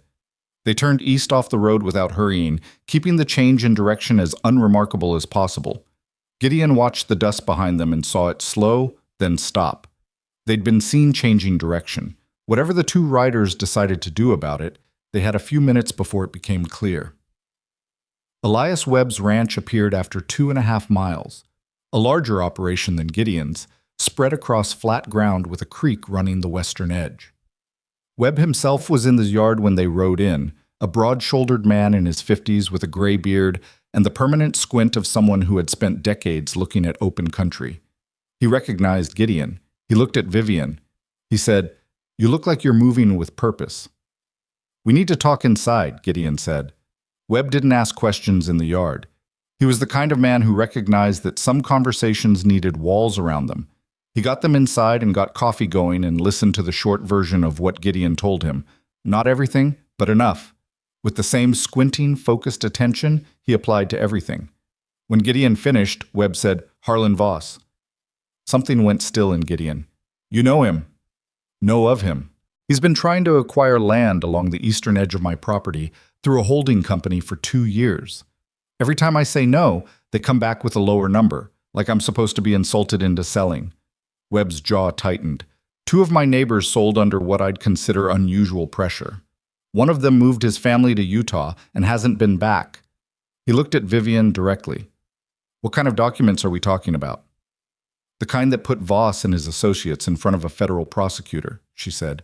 "Forged deeds, bribed officials, evidence of conspiracy across at least 4 territories." Webb was quiet for a moment. Then, "What do you need from me?" "A route south that avoids the main road," Gideon said, "and about an hour's head start on anyone who might be watching this property." "I can give you a route," Webb said. "Comes out 20 miles south on the Colorado side, avoids every main road between here and Greeley." He paused. "As for the head start, I can't promise what I haven't seen, but I've got 2 hands who'd notice strangers on the property and would be motivated to keep them occupied." "That's enough," Gideon said. Webb stood and went to a cabinet and produced a hand-drawn map, the kind that a man draws for himself over years of moving through his own territory, detailed in the specific way of personal knowledge. He spread it on the table and walked them through it, using his finger to trace the route. It was longer than the direct road. It crossed 2 creek beds, went through a stretch of broken ground that would be rough in places, and required knowing which of the unmarked tracks were passable at this time of year. Webb explained each section with the matter-of-fact precision of someone describing his own property. When he was done, Vivian said, "Mr. Webb, after this, if what we're carrying reaches the people it needs to reach, there will likely be a federal investigation into land acquisition practices in this territory, specifically the forged deed operations." She held his gaze. "The properties your neighbors were pressured to sell, there may be a case for recovery of those transactions." Webb looked at her for a long moment. "You can't promise that," he said. "No," she said. "But I can tell you that the documents include records of the specific transactions in this region, with evidence of how they were structured." She paused. "It's not a promise.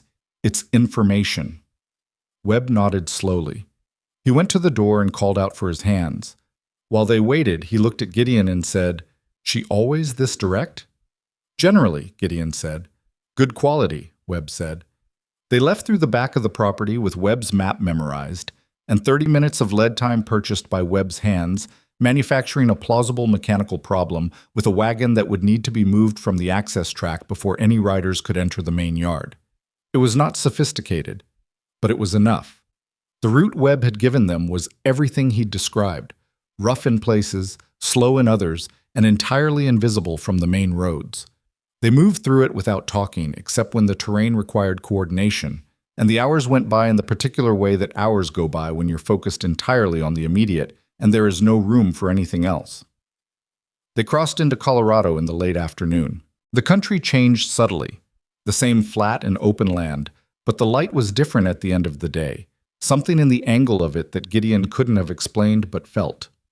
They camped that night in a hollow off the main track. Smaller fire than before, shifted to a different watch schedule. Vivian took the second watch, and Gideon slept with the kind of deep, sudden unconsciousness that comes from sustained stress giving way all at once. He woke to her hand on his shoulder. "Company," she said. Very quiet. He was up immediately, rifle in hand. "Where?" "North side. One rider. He stopped about 200 yards out and hasn't moved for 10 minutes. He looked. He could see the shape of a horse against the dark sky, motionless. "He's watching the camp," Gideon said. "Yes, but he hasn't moved toward us." "A spotter." "Reporting our position," she said, which meant others were being directed. Gideon thought fast. "We break camp, right now. Everything we can carry in 3 minutes. Everything else we leave."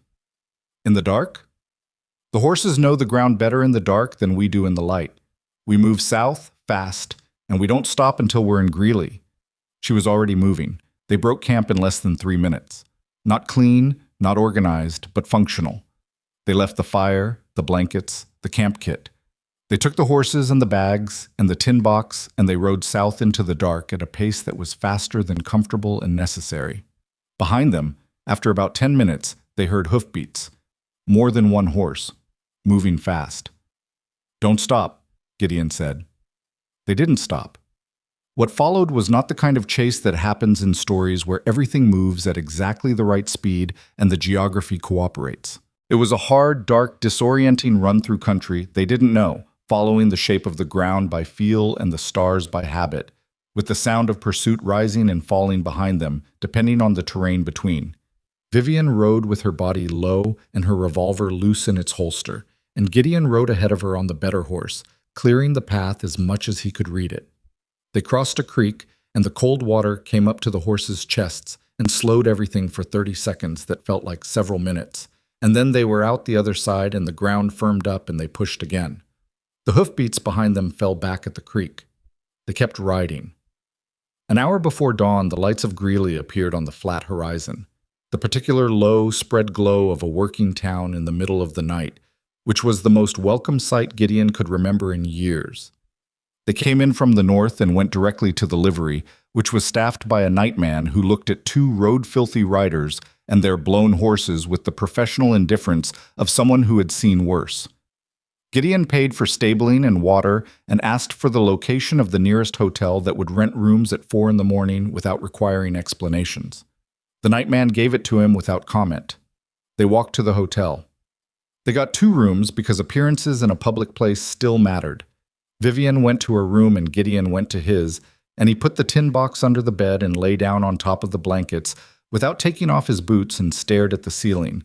His hands were shaking slightly. He noticed this with the detached curiosity of a man who had been functioning on tension for so long that the release of it felt unfamiliar. He lay there for a while and let his hands shake and waited for them to stop. There was a quiet knock on the wall between the 2 rooms. Not a summons, just a presence, telling him she was there. He knocked back. The hand stopped shaking. He closed his eyes and slept for 3 hours, and when he woke, the light was coming through the curtain, and the tin box was exactly where he'd put it, and Denver was 40 miles south. He got up, washed his face, checked the oilskin packet in his coat. Harwick's letter, Chester's letter, both there. He knocked on Vivian's door. She opened it immediately, dressed, composed, the particular alertness of someone who had slept light and woken ready. She looked at him and said, "How far to Denver?" "Half a day's ride," he said. "Maybe less if we push." "Then we push." They went downstairs.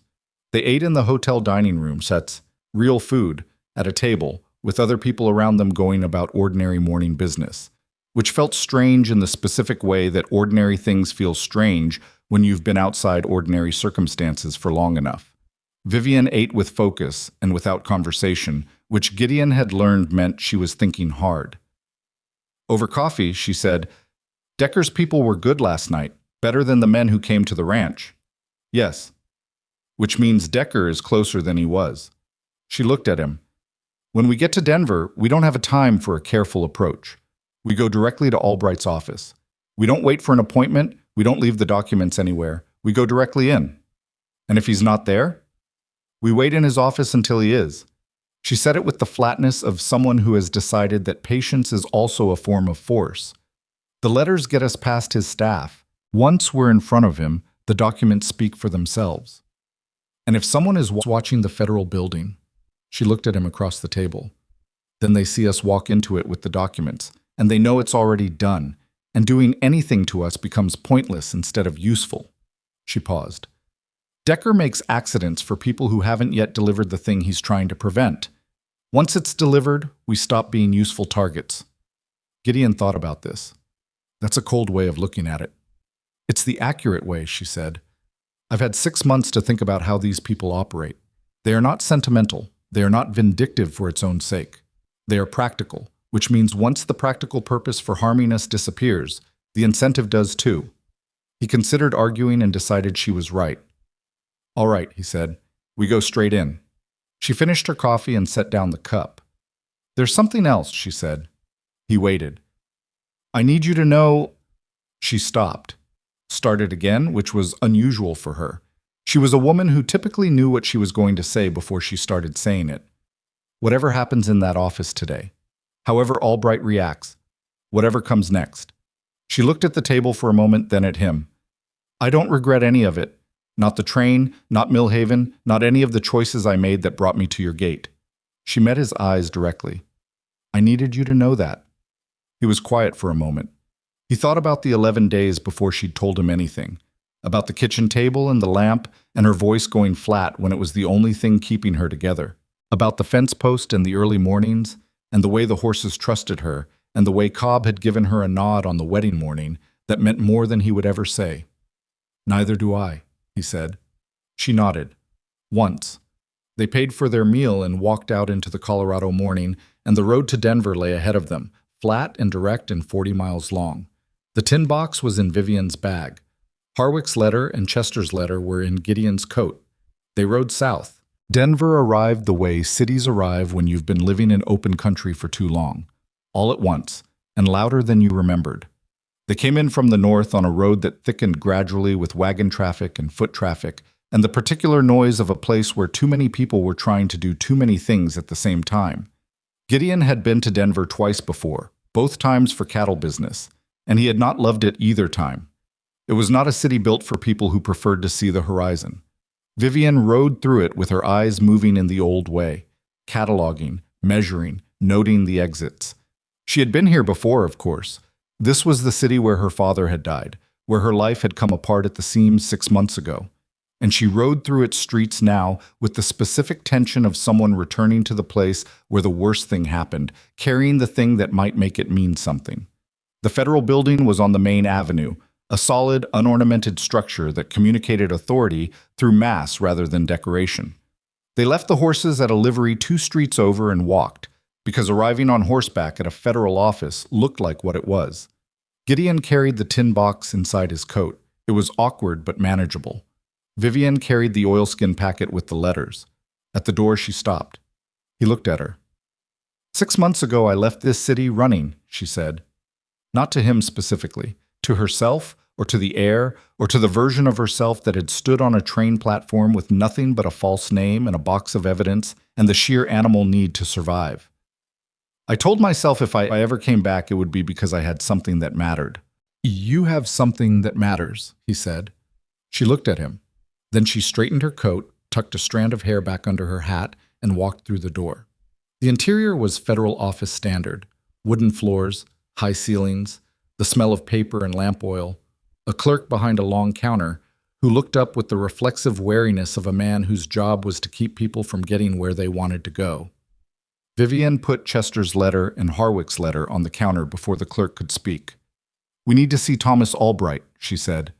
My name is Vivian Ashcroft. These are letters of introduction from Judge Oliver Harwick, retired, Denver Territorial Court, and Chester Pruitt, editor, the Millhaven Courier.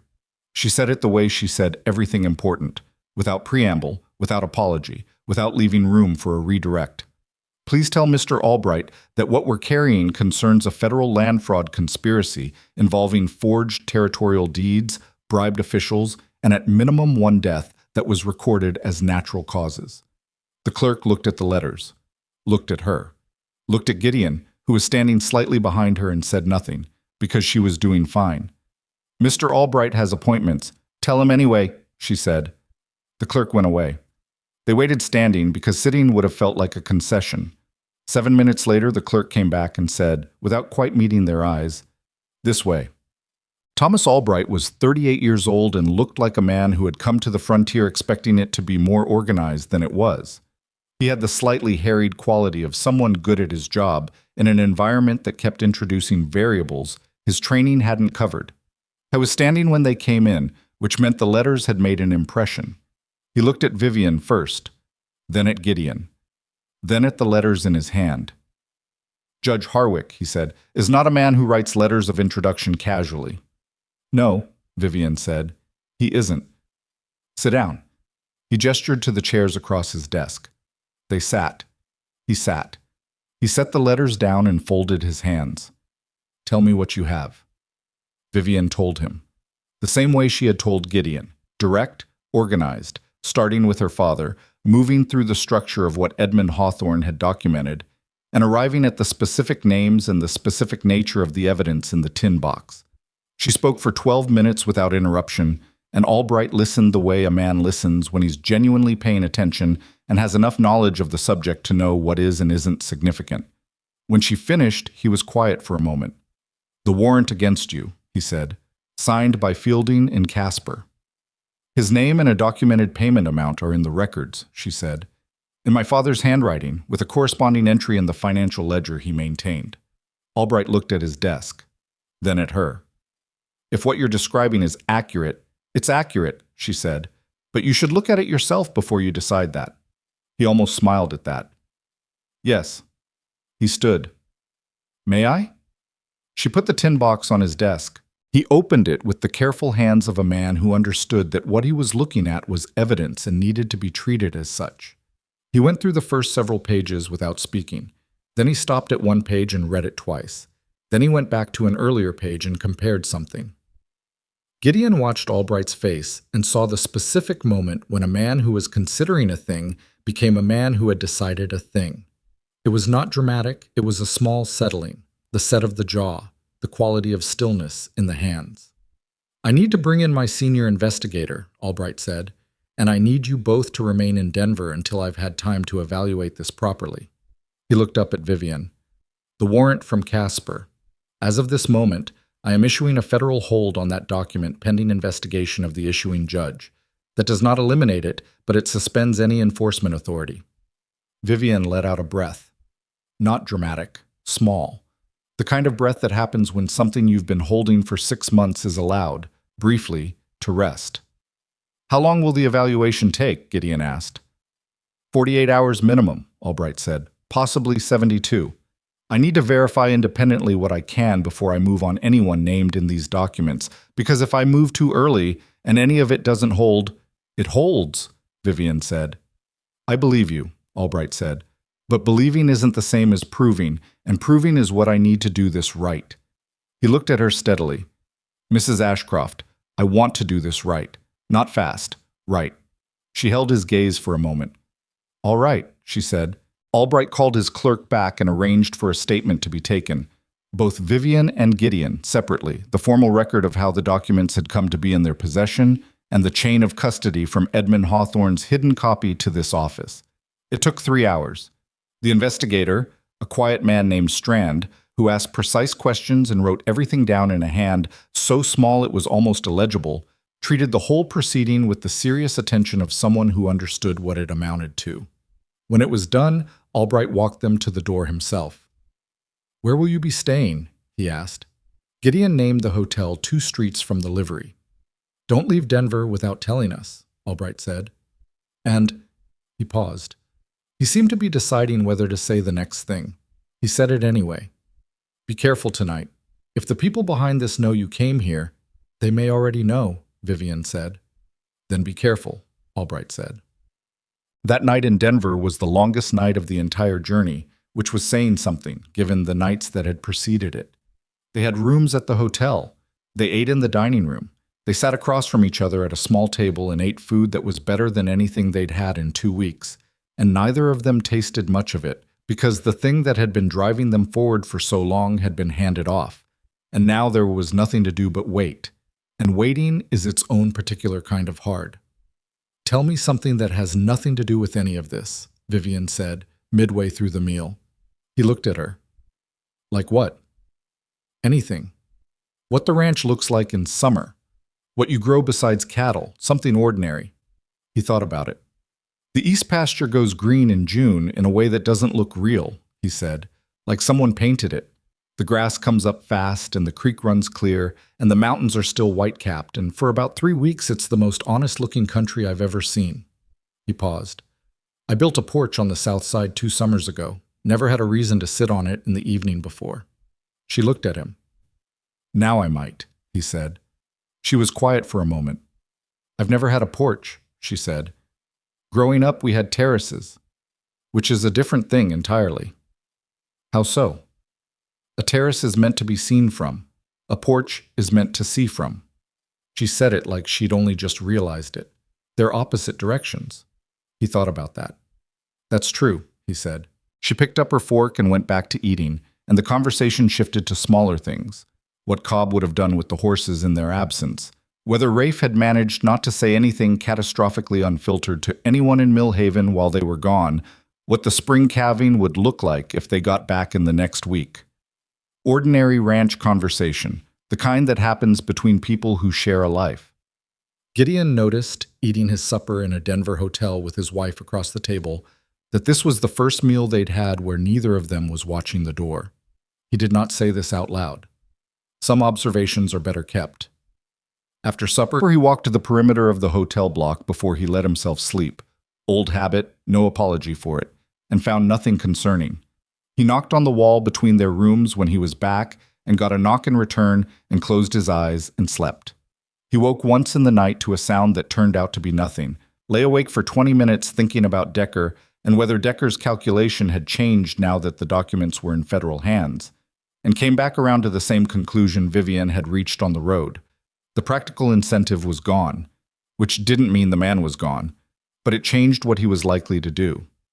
He slept again. The 48 hours passed the way enforced waiting always passes, unevenly, with the first half longer than the second. They stayed close to the hotel. Vivian read newspapers from the hotel lobby with the systematic attention of someone mining for information, and found 2 items she found interesting.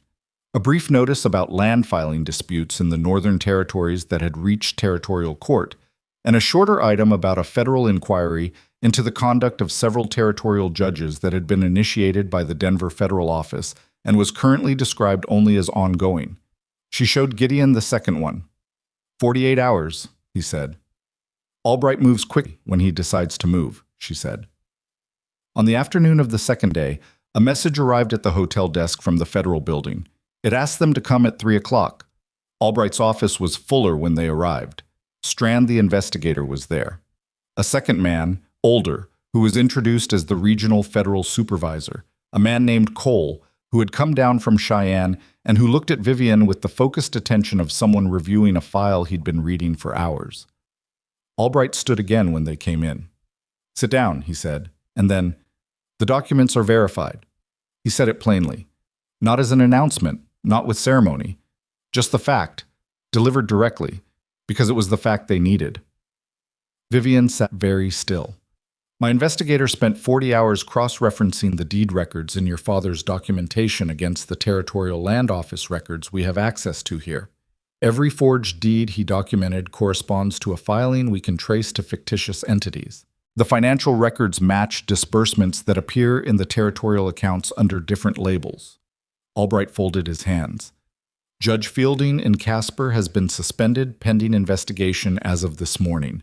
The warrant against you is void." He looked at Vivian. "Formally, completely, and on the record." Vivian's hands were in her lap. Gideon, sitting beside her, could see them from where he was. They were not entirely steady, which was the most unsteady he had ever seen her. "Harlan Voss," she said. Federal arrest warrants have been prepared for Voss and 4 of his associates named in the documents, Albright said. They will be served today in conjunction with the U.S. Marshal's Office, the actual Marshal's Office, not the people who have been presenting federal credentials without legitimate authority. He paused. A man named Silas Decker is also named in the warrants. He's being sought. He was in Wyoming 2 days ago, Gideon said. We're aware there are marshals moving. Albright looked at Cole briefly, then back at them. I want to be honest with you about what happens next, because it will not be simple or quick. Building a federal case of this scope takes time. There will be trials. There will be lawyers doing what lawyers do to slow proceedings and create doubt. Some of the men named in these documents have considerable resources and will use them. He met Vivian's eyes. But the foundation of what they built, the legal architecture that allowed Voss to operate with impunity in the territories, that is dismantled. The warrant that made you a fugitive is gone. Whatever comes next happens in open court with the evidence your father assembled, and that evidence is substantial. The room was quiet. Cole spoke for the first time. Mrs. Ashcroft, your father's documentation is the most organized evidentiary record I've seen come through an unofficial channel in 20 years in this office. He said it without flattery, as a professional assessment, which made it mean more. He knew what he was building. Yes, she said. Her voice was steady. He did. She looked at the desk in front of Albright.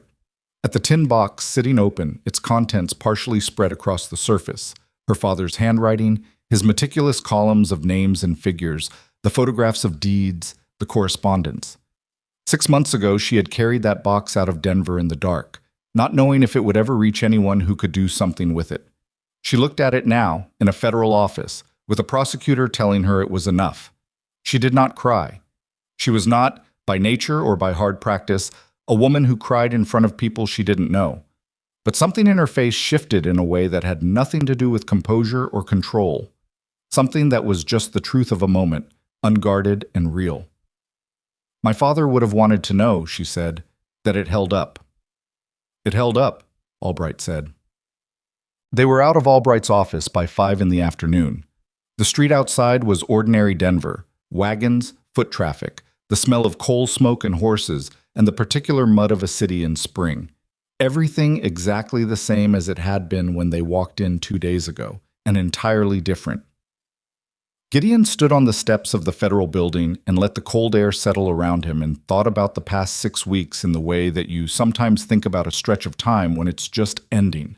Not in sequence, but in flashes. The train platform in Mill Haven, Vivian in the dark hallway with the revolver, the gray-coated man at the gate, the kitchen table, 2 in the morning, her voice going flat and controlled while she told him about her father, the dry wash with the young rider, Harwick's kitchen, the night ride out of the hollow camp with hoofbeats behind them. He thought about all of it and could not find a single moment where he wished he'd done differently. That seemed like something worth noting. What are you thinking? Vivian said beside him. That I'd like to go home, he said. She looked at him. The late afternoon light was doing something to the air around her, not flattering in the painted way, just the way that good light works on a real face, showing all of it. Me too, she said. They went back to the hotel. They packed their things, which took approximately 4 minutes, because neither of them had come to Denver with much. They paid their bill. They retrieved the horses.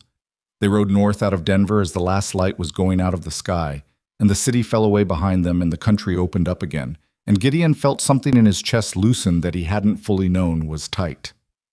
They didn't push the horses on the way back. There was no reason to push anymore. They took 2.5 days instead of 1.5, stopping at proper hours, sleeping through full nights for the first time in weeks, and the difference in what 2 full nights of sleep does to a person is something that can't be overstated. By the time they crossed back into Wyoming, they were both, if not exactly rested, at least recognizably themselves. They talked more on the return trip, not about Voss or the documents or what came next. Albright would send word when there was word to send, and there was nothing to do about any of it until then. They talked about the ranch, about what the east pasture would look like when June arrived, about the south porch and what direction it faced, about the practical question of expanding the herd, which was something Gideon had been considering for 2 years and kept postponing, about whether Vivian had any interest in maintaining a kitchen garden, which she did, specifically in terms of what would grow in Wyoming's short season and how to work around it. Ordinary conversation, the kind that builds something. At one point, riding through the long flat before the turn north toward Millhaven, she said, "My father used to say that the only currency that compounds without loss is competence." He thought about that. He was a smart man. He was. She was quiet for a moment. He would have liked, not immediately. He was cautious about people, took time, but eventually. What changed his mind about people? Watching what they did when it was inconvenient to be decent, she said. He said that was the only real test. Gideon didn't say anything to that. He just rode. After a while, she said, "You passed for what it's worth." "Good to know," he said. She looked ahead at the road. "Don't make it into something sentimental."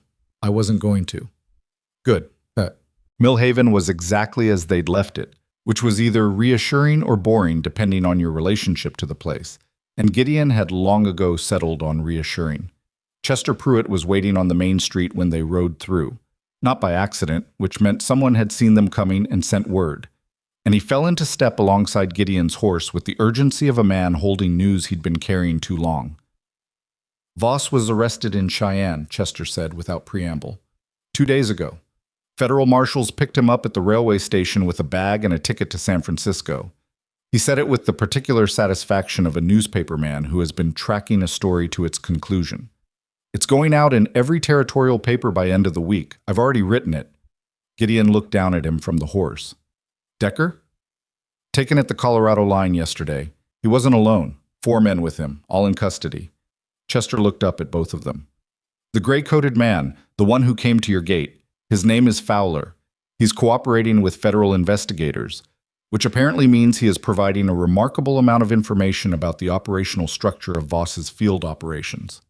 "Fielding?" Vivian said. "Suspended and under federal investigation.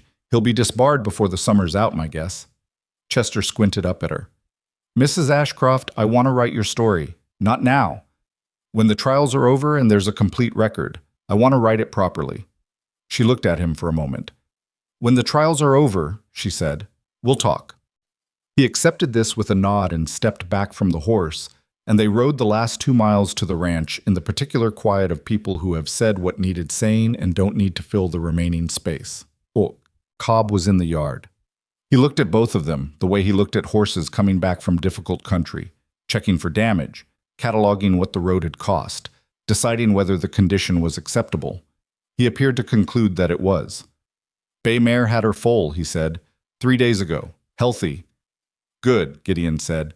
"Rafe fixed the south fence while you were gone. Did a decent job." Cobb paused. "Also attempted to bed, which was less successful. I'd recommend we not mention it." Vivian made a sound that was almost a laugh. "Not quite." "Close enough." She dismounted and Cobb took her horse without being asked, and she walked to the house and stood on the porch. The south porch. The one Gideon had built 2 summers ago without any particular reason to sit on it, and looked out at the yard and the road and the country beyond it. Gideon came up beside her. The Wyoming evening was doing what Wyoming evenings do in late spring, going golden long. The light stretched out across the grass in a way that made everything look considered, like the land had been deciding all day what it wanted to look like at this particular moment and had arrived at an answer. "It's a good porch," she said. "It faces west," he said. "So you see from it, instead of being seen." She looked at him. "You remembered that," she said. "I remembered it," he said. They stood there for a while, not talking, not needing to. The ranch was around them. The sounds of it, the smell of it, the particular quality of a place that is being lived in and worked and taken seriously, and none of it required any addition from either of them. In the months that followed, the federal case against Harlan Voss and his associates moved through the courts with the grinding, imperfect slowness of law applied to powerful men who could afford good lawyers and long delays. There were hearings, continuances, motions that went nowhere, and motions that moved things fractionally forward, and the whole machinery of it was unglamorous and slow, and nothing like the decisive moment of walking into Albright's office with a tin box.